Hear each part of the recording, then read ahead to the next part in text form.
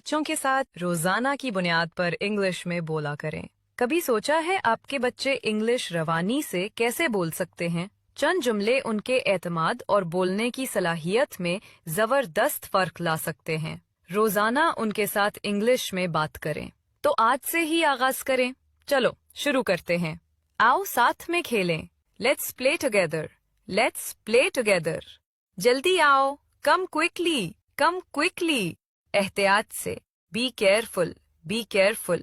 अच्छे लड़के बनो। Be a good boy. Be a good boy. यहाँ मत भागो। Don't run here. Don't run here. अपने हाथ धो लो। Wash your hands. Wash your hands. अपना होमवर्क करो। Do your homework. Do your homework. गंदी चीजें मत खाओ। Don't eat dirty things. Don't eat dirty things. कीचड़ में मत खेलो। Don't play in the mud. Don't play in the mud. जाने से पहले वीडियो को शेयर कर दो और मेरे लिए एक प्यारा सा कमेंट करना मत भूलना।